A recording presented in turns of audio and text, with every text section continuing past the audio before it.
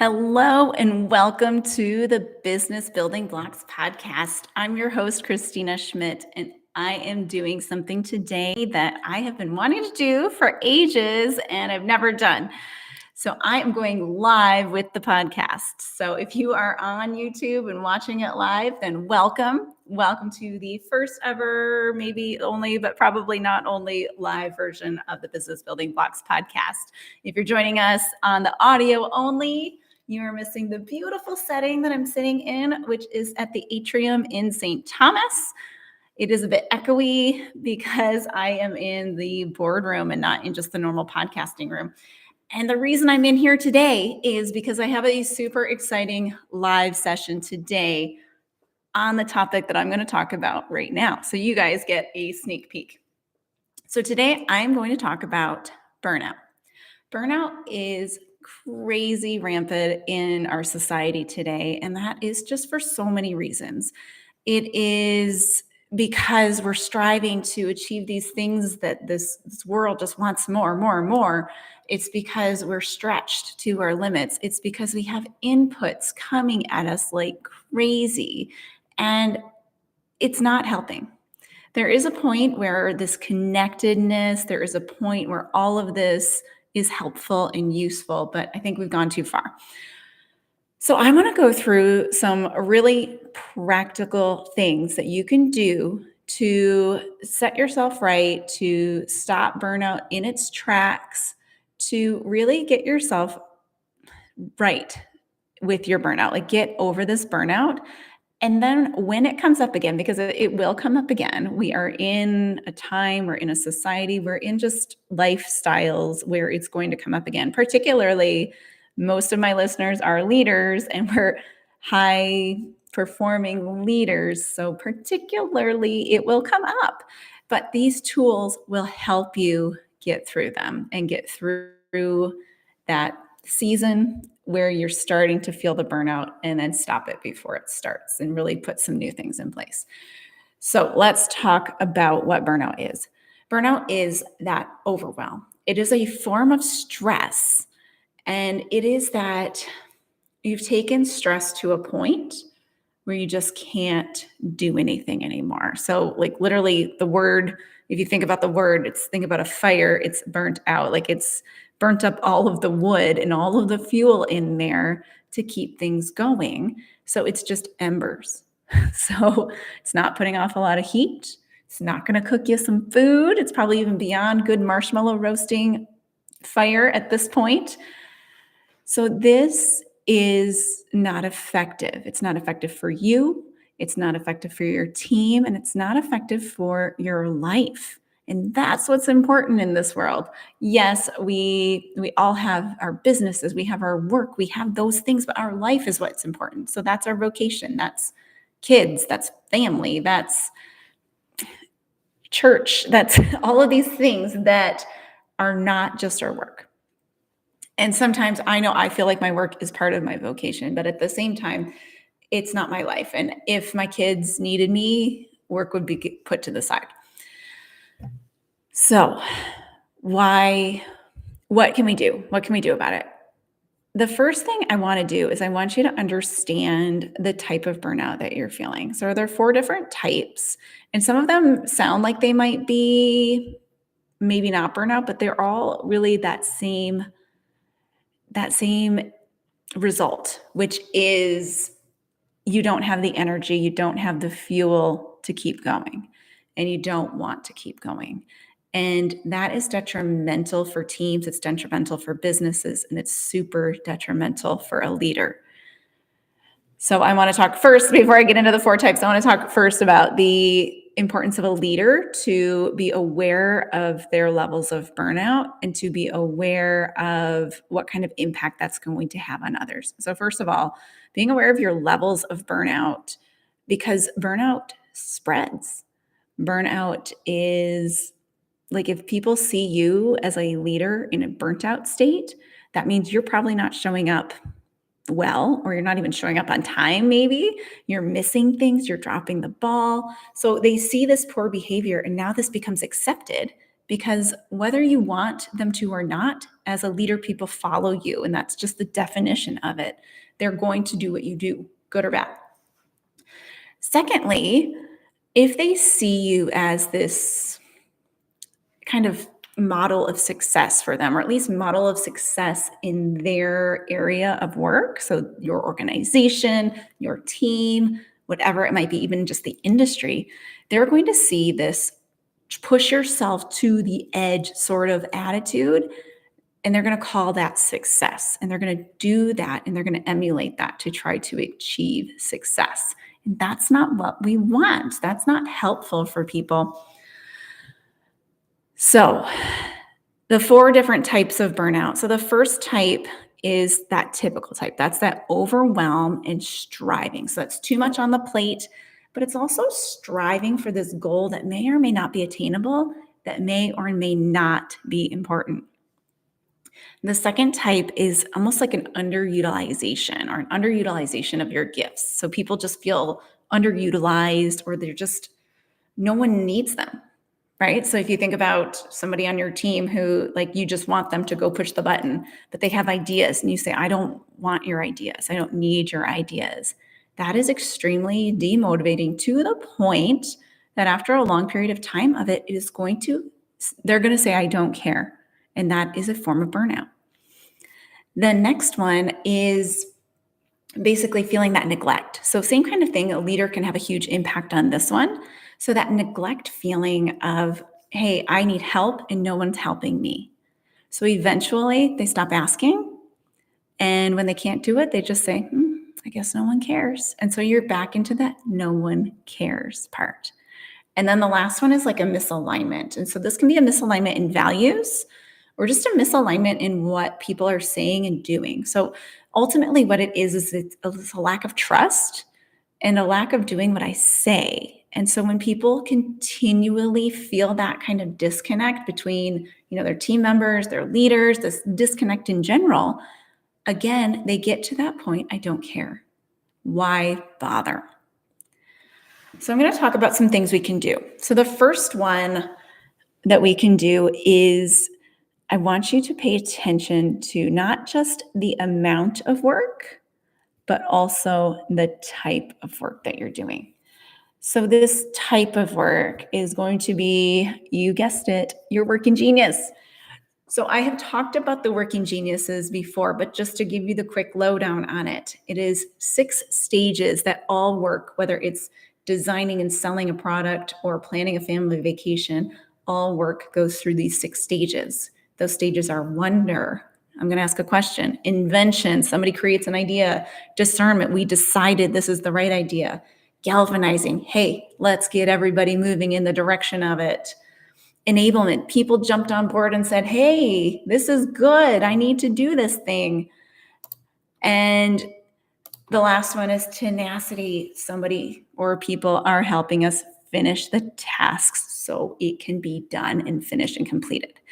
All stages of work happen, whether we intentionally do them or not. They're going to somewhat happen, or you're going to pass through it in some fashion. But the important part is that I want to talk about with this burnout concept is that we all have 2 geniuses. When we're allowed to function in our 2 geniuses, then we are getting energy. We are getting joy. We are being more effective and more productive than when we're operating in our competencies and frustrations, because we all have 2 of each of those as well. So 2 geniuses, 2 competencies, and 2 frustrations. Keeping in mind, particularly your geniuses and your frustrations, because those are your leading to burnout things and your cure for burnout things. So when we operate in our frustrations, we're actually going to probably very quickly get frustrated, or we might just avoid them altogether. But nonetheless, if you're operating in them, you're going to burn out very quickly. Your competencies are those in-between things where you might get burnt out. Well, not that you might get burnt out, but it doesn't give you energy and it doesn't bring you joy. You can do them, but if you had to do them all day long, every single day, you would burn out. You would get to that, I don't care. I don't want to try because it is just so annoying to do this type of work. So these can be the really dangerous ones, to be totally honest, because we can get stuck in them easily because we're not bad at them. We're not hating them. And it's like, well, it's work. Is it so bad? So those can be very dangerous. But the key is that you can actually recover from burnout symptoms. So from feeling like you don't want to get off the bed or off the couch, you can recover from those by working in your geniuses. So understanding your working geniuses first and foremost can be absolutely huge in terms of recovering and avoiding and preventing workout burnout. Woo, getting excited here. So that is the number one. So if you're looking to work through your geniuses, you want to assess your geniuses, and then you want to get rid of those things that are not your geniuses as much as possible, delegate them, find a workaround for them, get someone to help you with them.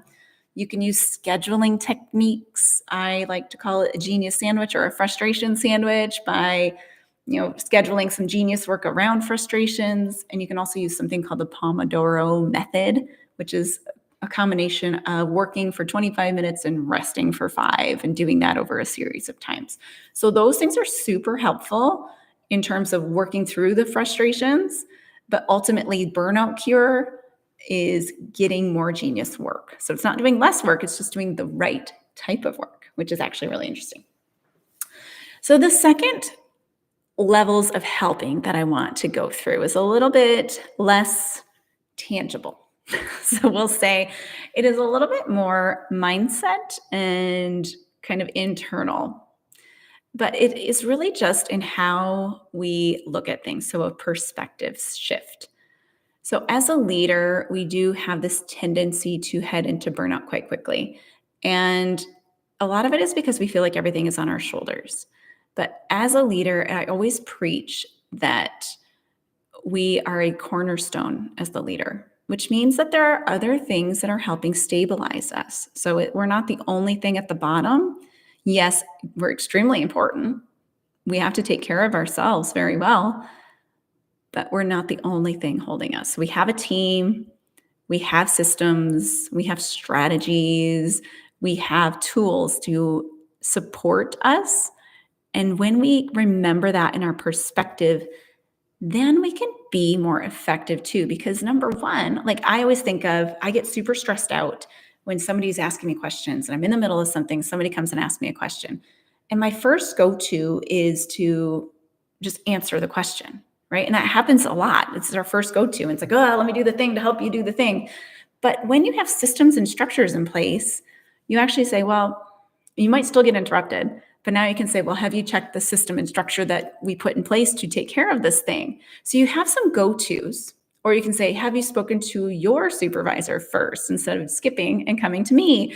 So you can do some things, or you can even say, you know what, is this urgent? Because this is my time right now. I can speak with you at this time. Is that okay? Because you have systems and structures in place to help support your well-being, as well as the whole team and the business as a whole. But those systems and structures are helpful. And so remembering that you're not the only thing, no one should be coming after you for every answer of every question. And if you have that, then we need to do some work around those systems. The second phase of what I want to talk about with this mindset thing is really around our thoughts of who is there. And it's similar, but it's this, we're not in this alone. So by design of the working genius, you're not in this alone. You need people and you should lean on those people. So number one, use your team, use your village, use the people that are there for you. But number two, and this is a little bit maybe different for some of you, not that different if you've listened to a lot of my episodes, but I preach a lot for leaders that you need to be well, right? You need to be healthy, but not just in the usual physical sense. I preach that it is a physical wellness, so feeding your body with good fuel, moving your body regularly, and like taking care of yourself overall, your physical body. Also, a mental wellness, which is more around education for yourself. It's more around making sure you take rest, you take care of yourself, you're giving yourself that space that you need to mentally be okay and approachable. And the third one is a spiritual wellness. And so when I say spiritual wellness, when we are spiritually well, we see that it's not just about us. We see that there is more around us than just us, and that we are a part of something bigger. And that is kind of the way to look at it. I will, in my Catholic faith, I will push that it is God and you should have faith in God. I'm not trying to convert people, but I might nudge you in that direction, but it is a thing. So about a year and a half ago, I had quite a shocking thing happen in my personal life. And it was to the point, it was so shocking that I was plagued with an anxiety in that instance that I was physically shaking. And I was about to launch a program and I was trying to get the packages together for the program that day. And I physically couldn't hold the papers in a stack and staple them. And I was like, I don't know what to do. But over the previous 5 to 7 years, I had been slowly growing my spiritual wellness. I had been growing closer and deeper into my faith. And that ability to go, I went to my church and I went and I sat in front of the tabernacle, because if you know about Catholic faith, we believe that Jesus is present there in that tabernacle in our communion bread. And I sat there, and my entire life I have always said, I'm afraid to do this because I think I need a partner. Like, I wanted to do real estate investment. I wanted to do a lot of different business ideas, but I was like, I need a partner. I need a partner. I need a partner. And I said to him, I said, hey, I can't do this alone. I need a partner. I don't know what to do. And I could feel, because I built this connection, this spiritual connection, I could feel him say, I'm your partner. And that shaking stopped. The anxiety stopped. And I knew I could do it. I knew that I could make it through this tough time. So do I still have moments? Absolutely. Did I, especially early on? Absolutely. Those moments don't go away, but you can get out of the moments when you have that spiritual wellness, because there is more than just you. It's not just you. You're not a God, right? We don't control things, right? So having that wellness and having that time and that ability is just huge in terms of being able to get through some of that burnout. It carries me through when I'm feeling overwhelmed with tasks and when I'm feeling overwhelmed with stress and anxiety and everything else. It carries me through because I know I have something. I have someone. And it is more than the physical someones that we have around us, which are very important. So combining all of this together, understanding the type of work you're doing, understanding who's around you to actually support you, and then growing in that spiritual wellness and that spiritual faith. These things are going to ground you in such a way that when you have these burnout things come up, you're going to be able to get through it easier. You're going to be able to overcome it, to work with it, and to do the things you need to do so that you don't end up on the floor and doom scrolling or staying in bed all day. It will help you continue to push yourself through and do it in a well state. So take the rest when you need to, but keep going when you need to as well. So if you found this helpful, I would love for you to share it with a friend, have them subscribe, leave a review, because that is how we can get more people aware of some of this work that we're doing. And if you would like even more help getting and working through systems, because systems are a huge part in overcoming burnout, then I would invite you to check out my program, Thrive. We're doing an online live training program called Thrive. It's a 6-month leadership development, organizational wellness program where we will learn some information. We're going to talk through it. We're going to set goals, because setting those tiny goals are how we make big impact. So if you're interested in that, then check out my website at christinaschmidt.ca/thrive. I will leave the link in the show notes and in the comments for YouTube as well for the live. But I would invite you to join me for that. We start October 29th, so get on board, and the space is limited and it is filling up. So I would say jump on board, hop in there, and grab your spot before they are all gone. So if you enjoyed today, be sure to subscribe so you don't miss an episode, and I will see you next time on the Business Building Blocks podcast.